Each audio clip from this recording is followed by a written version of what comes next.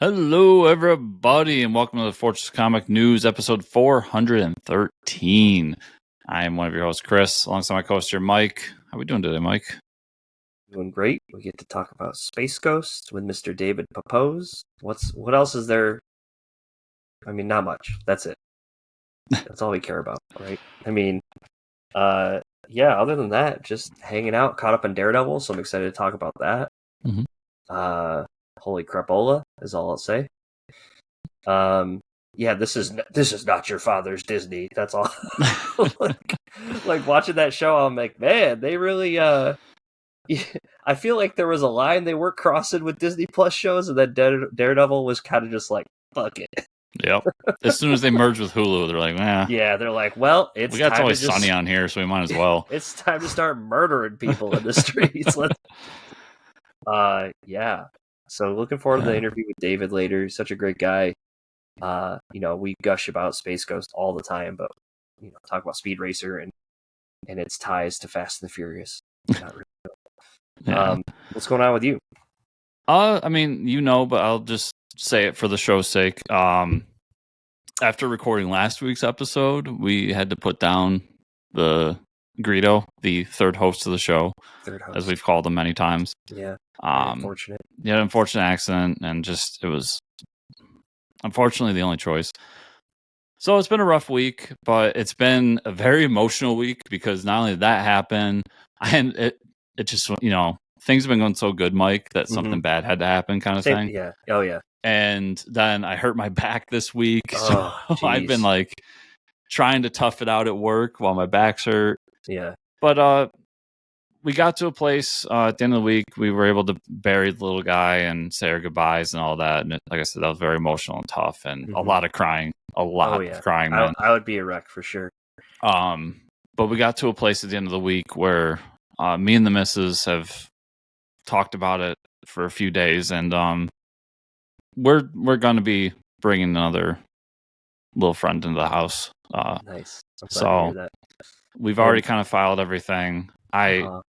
I've made it clear to everybody because I kind of feel bad about it. It's not replacing him. That dude has my heart. Yeah. Piece of my heart forever, man. Oh, for sure. Yeah. But I am somebody who just has so much love for animals, and me too. Has always had an animal in the house. And this week has been one of the toughest weeks of my life. Oh yeah. Because I have this big house and it's empty. Yeah. So yeah, hopefully we've found one that we like, and hopefully next couple of days I'll have a good announcement for that. Maybe before the show comes out, I don't know, but nice. Yeah, while it's been a tough week, it's also it ended in almost a rebirth of ways. So yeah, it's been a week, man. That's all I can say. I know, and my heart goes out to you, and I hope you're doing okay, because I know I love animals as well, and I've had this conversation with a few people in the past, and I think one of the only reasons we've been put on this planet, humans in general, if we want to get existential really quick, I think it's to make animals' lives better. Because like sometimes you just look at them and you're like, this is the best thing I can do, is just make these little creatures have homes and give them as much love as they give us, So yeah, and I love that my girlfriend, we've been together for a little while now, and we are fucking it's almost too perfect. I'm waiting for the bad to come from her too. Yeah. You know how that is to be like when you.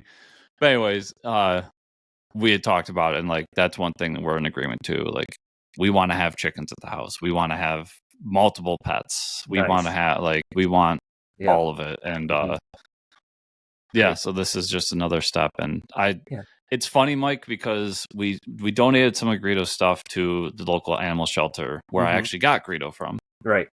And some of that he didn't eat food that I was happy about. That's a whole nother story. That my ex kind of got him on food that I wasn't happy about. And I was not going to subject another cat to that food. I won't say any names. I'm just, I'm not happy. I'm the type that wants him to like eat good food. Yeah, yeah. I myself try to eat good food. Why wouldn't I want my family member to? Yep. And then there was just some items like scratching post beds that were too connected to him. Yeah. That even if I got another cat, I'm like, I can't sit here with him. Yeah, right. Understandably so.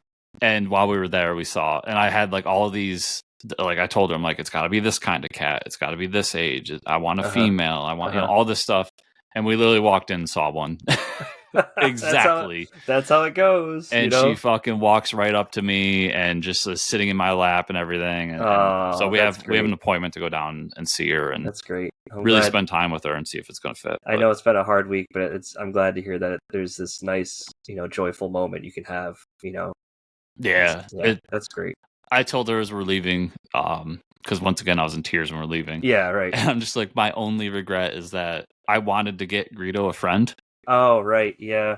And my only regret is that she can't be his friend. Like that's, I mean, other than obviously his death, but.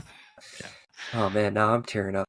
Yeah, I'm trying not to, but it's okay. It's all right. I felt like he was a part of the show from day one. Mm-hmm. He was. We needed to. I needed to say something about it. I mean, for those who have been with us from the beginning, this podcast started off as a terrible name, C3 Podcast or something. So it has its Star Wars ties to Greedo as well. Yeah. So, and I think I adopted him a year into us recording.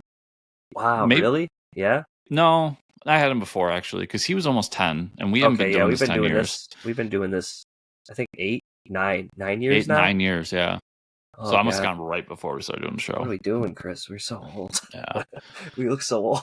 So, but yeah, I'm really thankful that I didn't buy all that fun middle-age crisis stuff I was thinking about buying for him.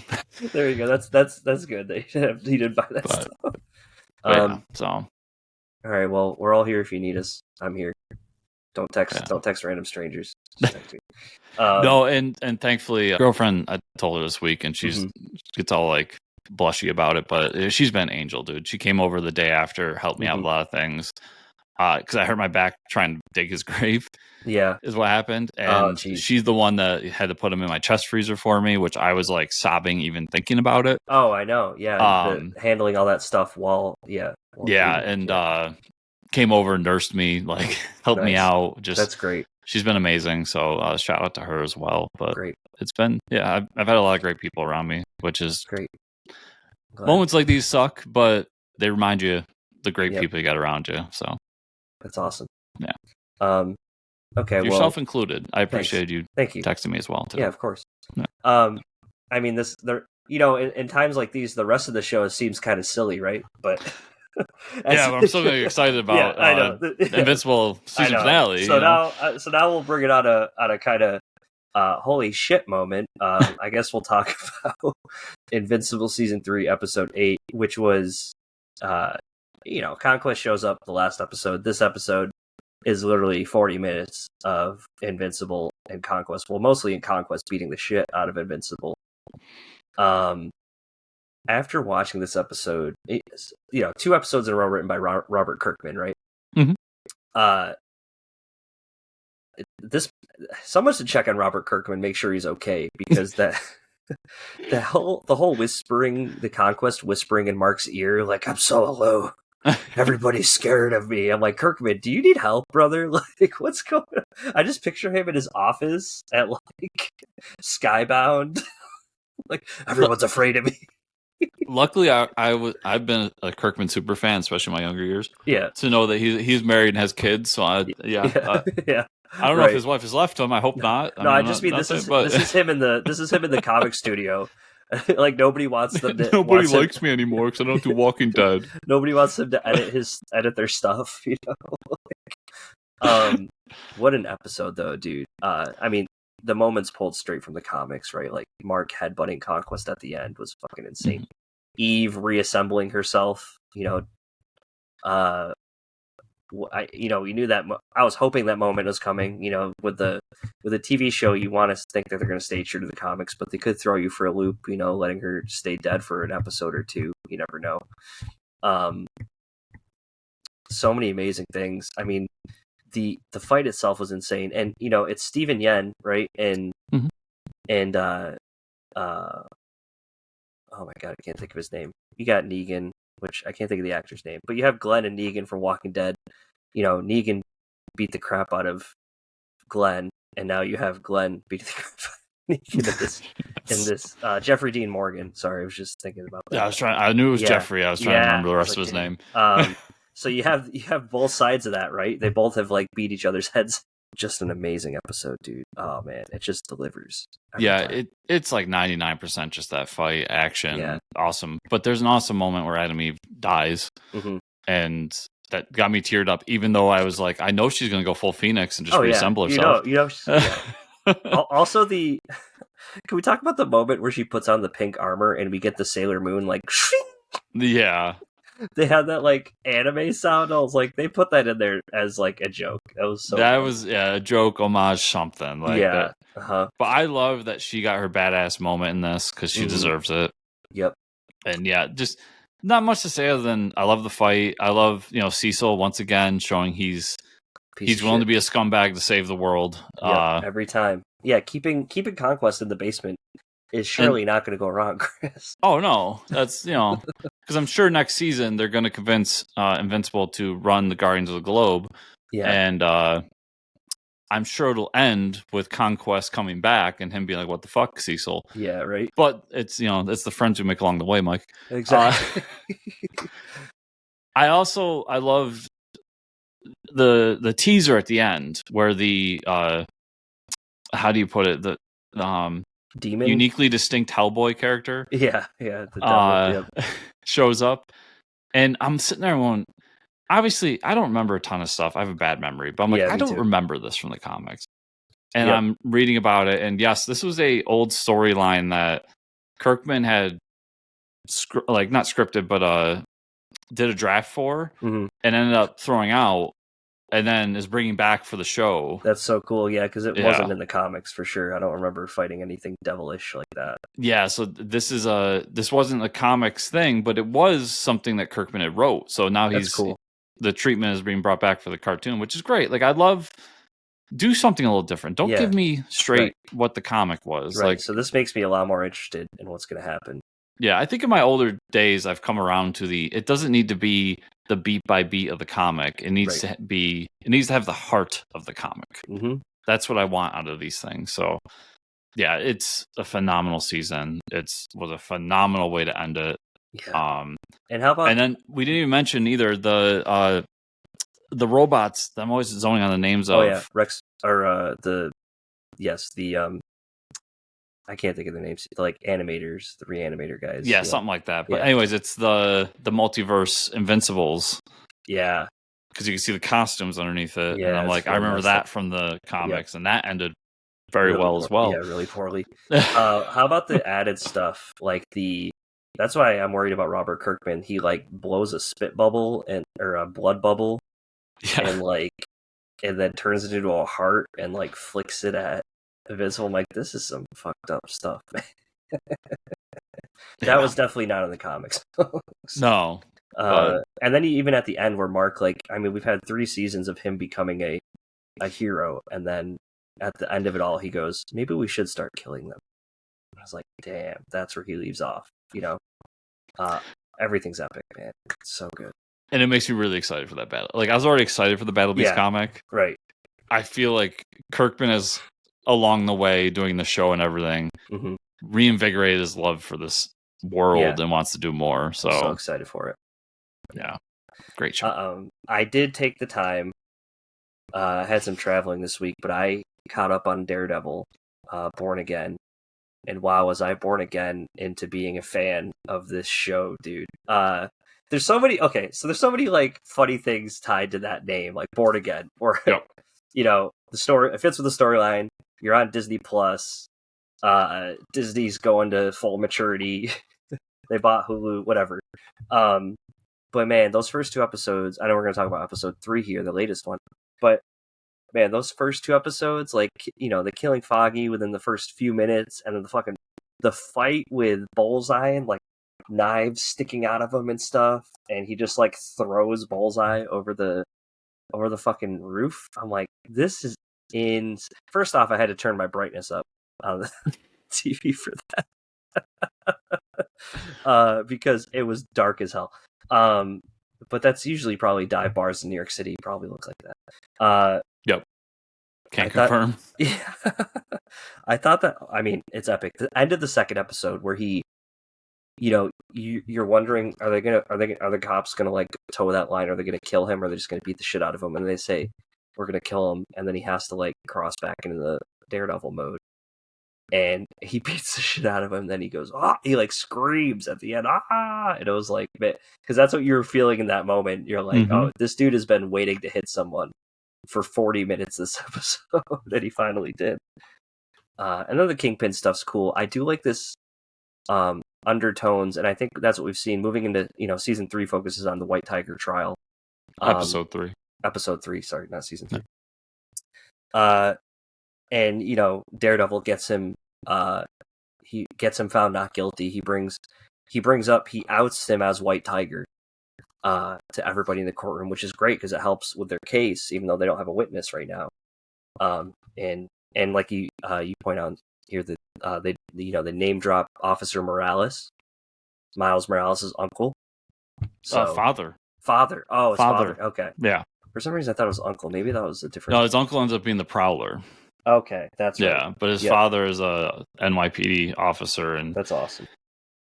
So that was a big moment because they have not.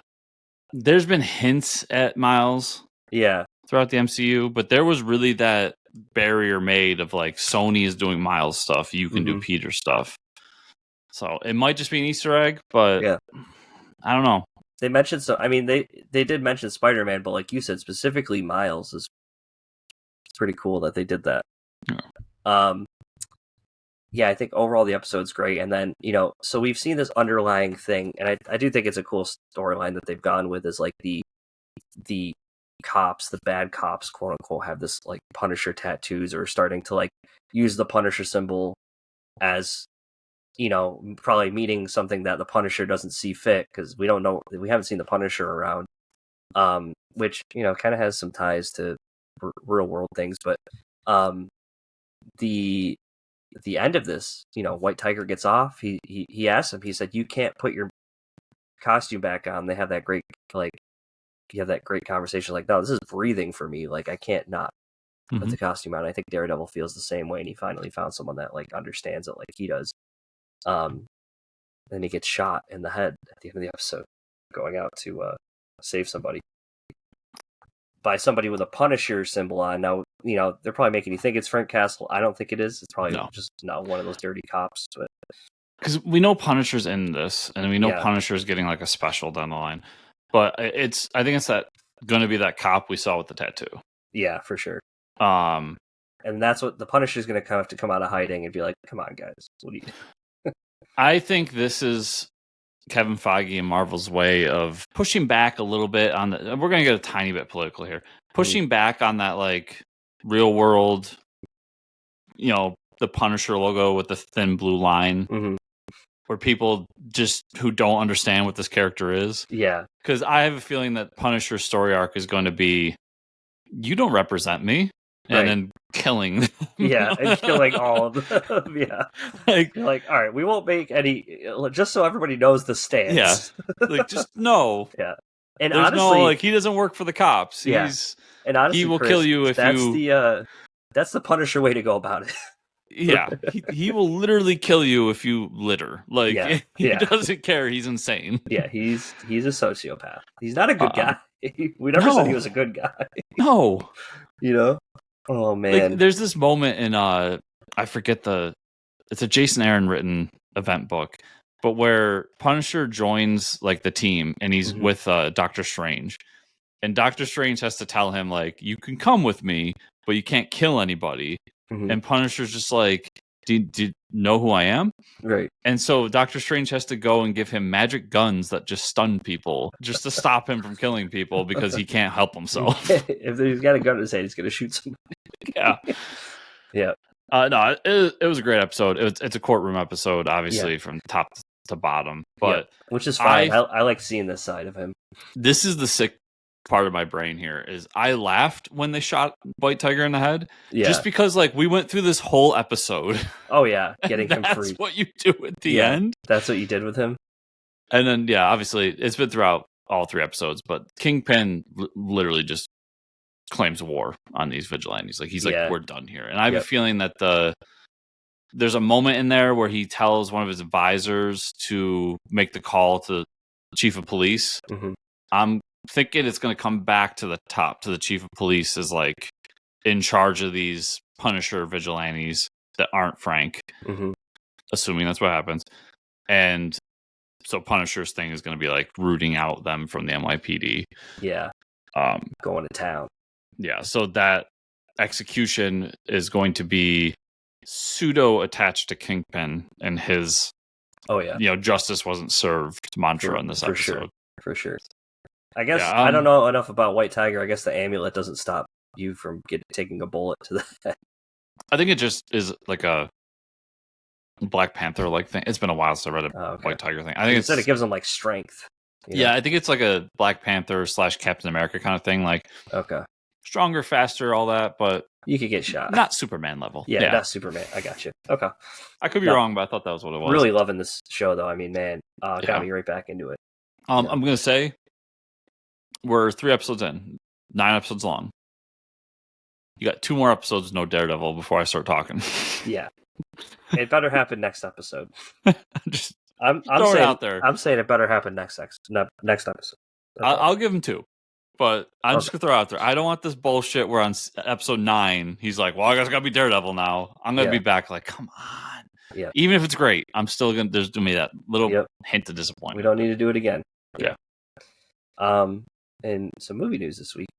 Entertainment Weekly released some exclusive stills from the new Toxic Avenger movie that shows us exactly what Toxic will look like. Toxic Avenger was shown to limited audience in 2023 film festival circuit, hasn't been seen by wider audiences, although it's slated to release at a later part this year.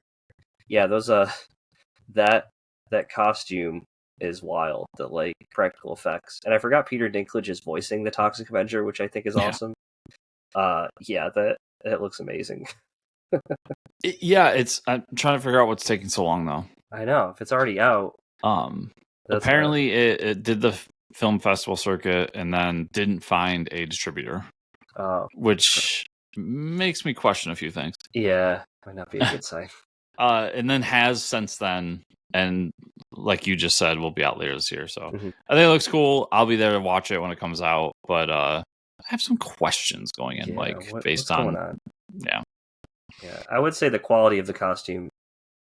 Maybe they spent all their time on that, and everything else is kind of just bad. Yeah, I mean, you never know. I mean, those Entertainment Weekly gets those really cool still images for like most of the Marvel movies and everything. They're always really nice. Always really cool. I remember us talking about some of the DC Cinematic Universe stuff back in the day from them. Being like, oh, this looks amazing. Like Batman looks really cool or this and that. We know how that turned out, at least in my eyes. Yep. So we'll see. I'll be there for it, but if you want to check it out, it's on EW.com. They're really cool images. Speaking of comic news, late last year, Marvel teased a new event comic for the summer called Imperial, and we have more details. First, it'll be written by Jonathan Hickman, surprise, with art by Federico Vincentini and Eben Coelho. It also claims to reinvent Marvel's galactic canon. They're going to take on the universe. Imperial finds galaxies of Marvel's universe on the brink of major upheaval. Following the elimination of several of its own prominent leaders, nature pours a vacuum and empires fall. Rulers are overthrown and power is seized in a saga of intrigue, mysteries, and war. All taking place against the backdrop of the formation of a new galactic order in the Marvel Universe with groundbreaking developments for Hulks, Black Panthers, Novas, Guardians, and Cosmic Kings and Queens. Imperial lays the foundation for an entire new landscape of interconnected space set stories, making it a must-read comic of the summer. So there you go. So you got to read it, Mike. That's it's right there. It looks pretty. I mean, the cover looks pretty dope. I think some of the characters look dope as well, and Jonathan Hickman's writing it, so it lines up. And 2 pretty big names at artists. Yeah, those are pretty good. Yeah, I am down for Cosmic Marvel. Like Cosmic Marvel is my favorite Marvel. Yeah, I'm a huge Gladiator. I love Gladiator and the She-Hulk. Oh yeah. And I mean, I've said it one time, said it many times. Conquest is one of the best event comics of all time, and we'll just have to see. I really am. I get it's trite at this point, but I fucking hate like it's going to reinvent the canon. I know, it's going to reinvent the universe. We don't need all this big brain stuff happening. Just tell me what the book is. Let me decide if you're going to reinvent it. Right. Yeah, we'll decide that part. We'll see. Yeah. I mean, I love Hickman. Yeah, he did one of the best event books I've ever read. It was also, led up by, I don't even know how many issues of Fantastic Four, plus 4 years of Avengers and New Avengers and the Illuminati. I'm pretty sure it's a 10-year run that came to Secret Wars, so we'll see. But I'll be there for it, 100%. Another announcement from Marvel in regards to the One World Under Doom, we'll get a new Thunderbolts team following those events, and new series properly titled New Thunderbolts. This series will be written by Sam Humphries. Oh, nice, Sam Humphries, and written and art by Ton Lima.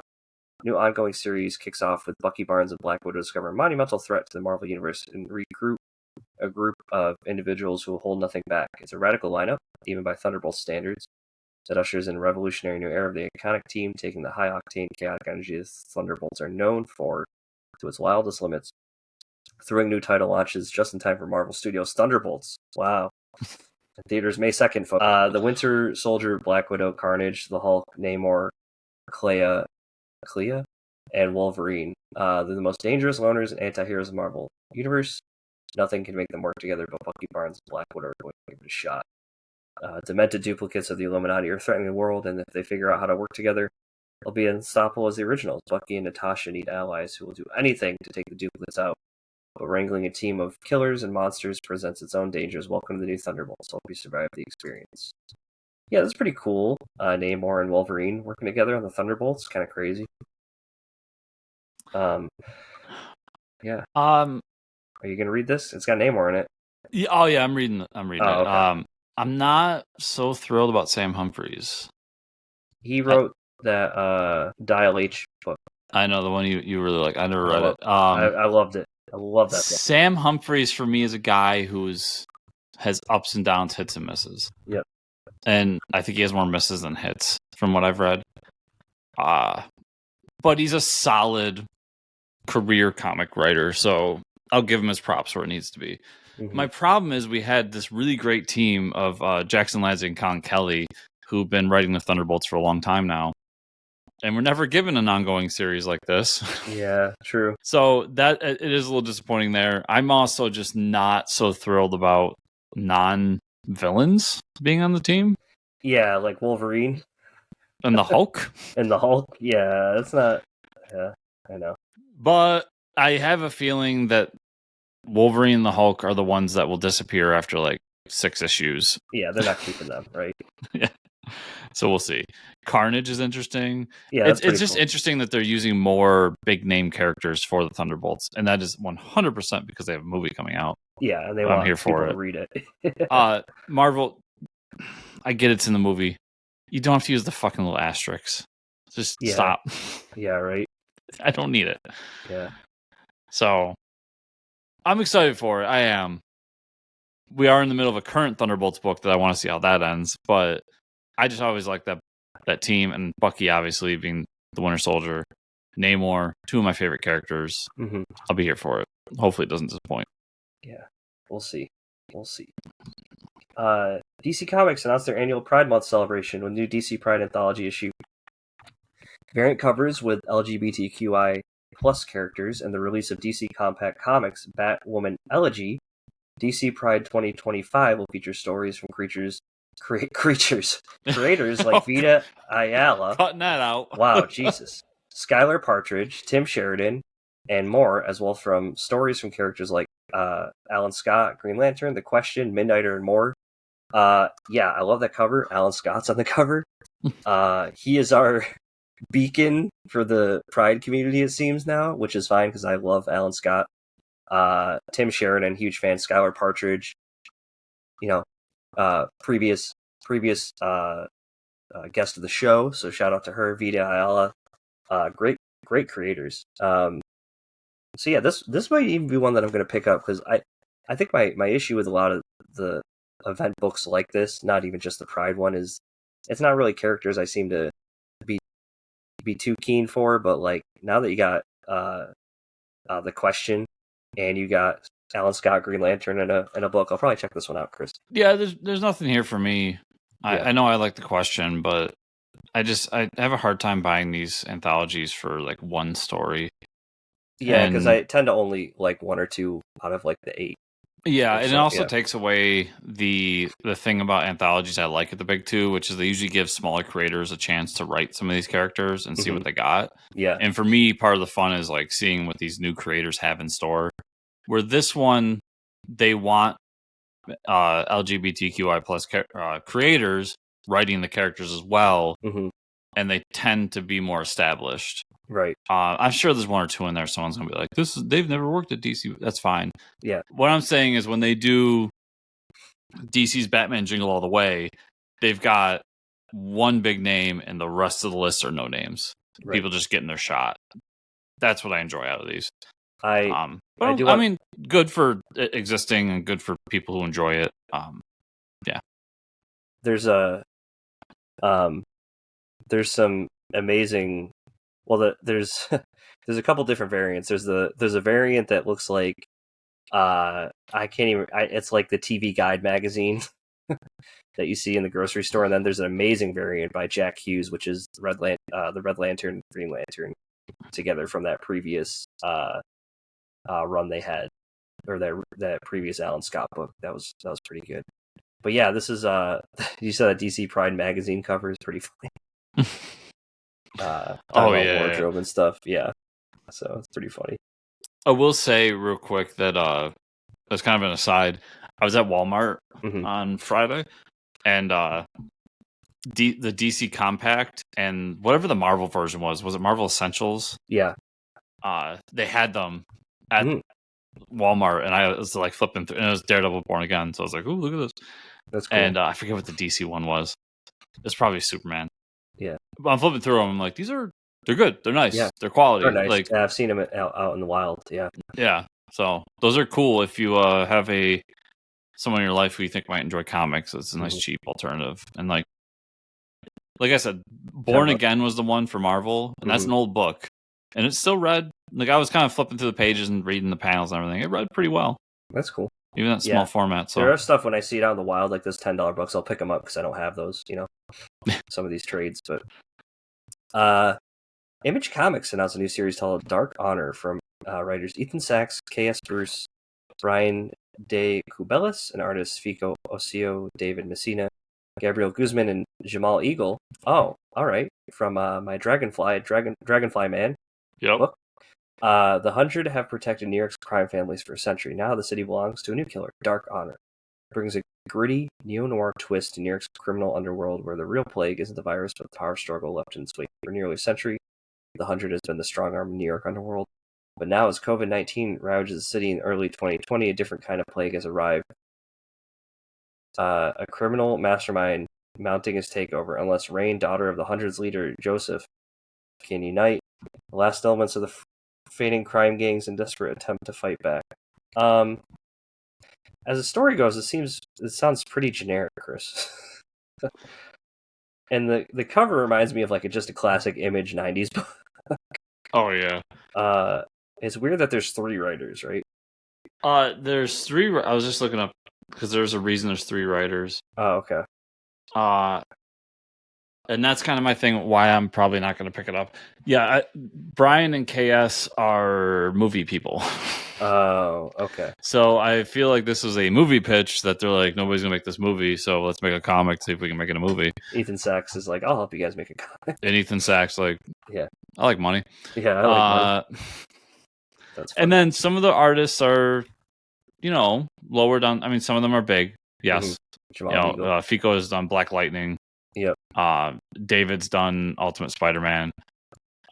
But Gabrielle, she's done some lower tier books. Jamal, once again, I mean, you love Wrong Earth, but not exactly a household name book. Mm-hmm.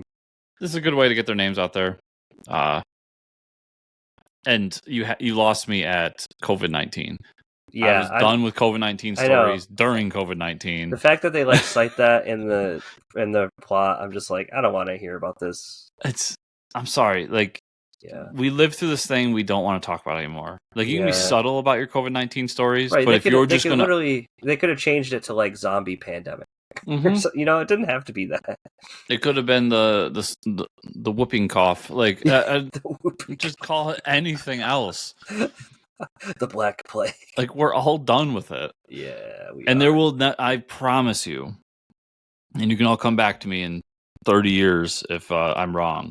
There will not be COVID-19 nostalgia. No.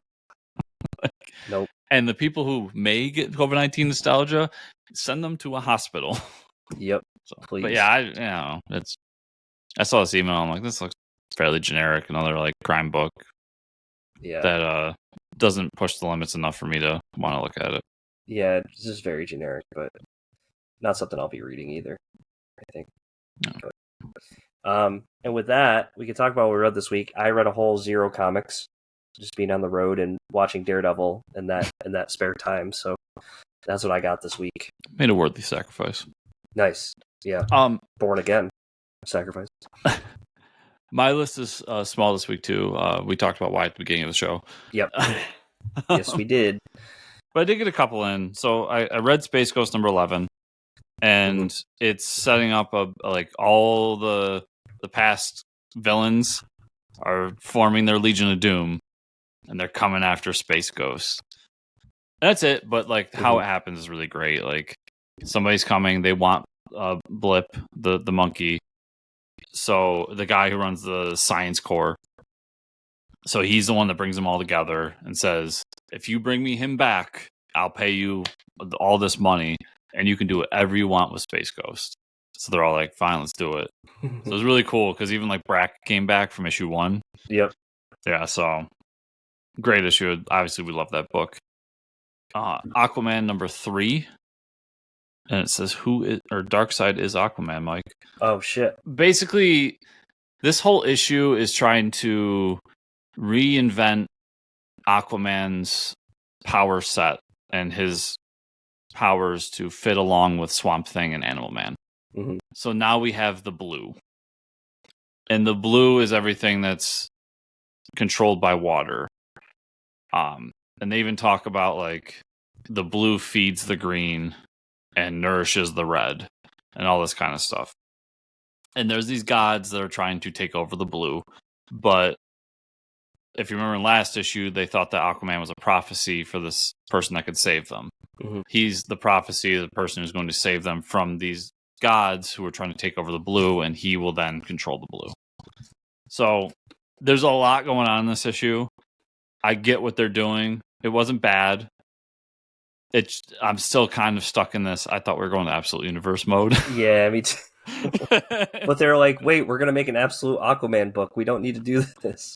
Which, yeah, I fully admit is our fault for having expectations that weren't real. I know. But then somebody shows up that we haven't seen since Batman Superman World's Finest to take Aquaman away and possibly kill him. I don't know, but you'll have fun with that, because there's a character that they literally say like last scene and that issue. I was like, oh yeah, awesome, hell yeah.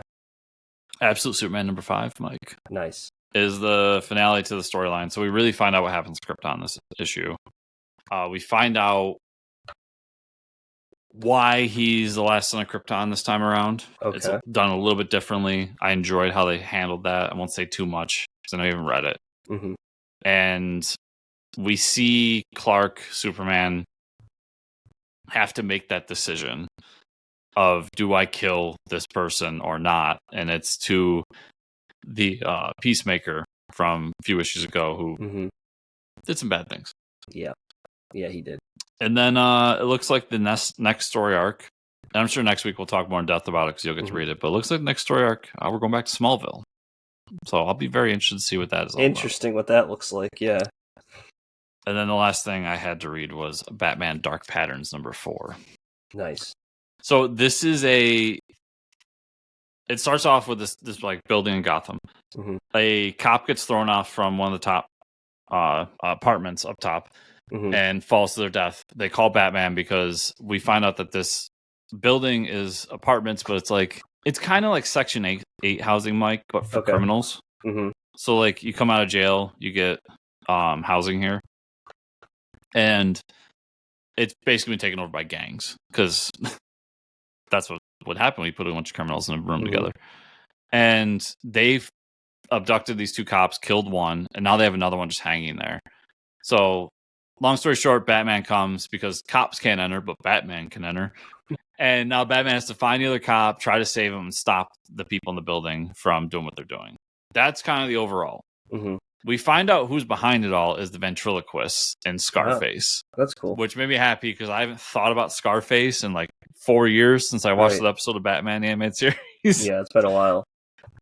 And there's a cool twist to him in this as well. So now do we get kind of a villain we don't see that often in Batman lore. It's definitely him. It has like a Die Hard feel to it because we're in this building. He's trying to make his way up to the top floor and everything. That's cool. And all that. So a little bit less of the detectiveness from the last story arc. This seems to want to lean towards the action of it all, but we'll see. It was just a setup issue. So, but that was everything I read, Mike. Just those 4 books. Nice. Where can people find you on the internet? You can find me at Fortress Ricker on X/Twitter. Where can they find you and or the show?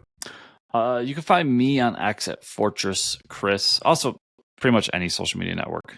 That's where I'm at. And also at chriscomicscorner.substack.com.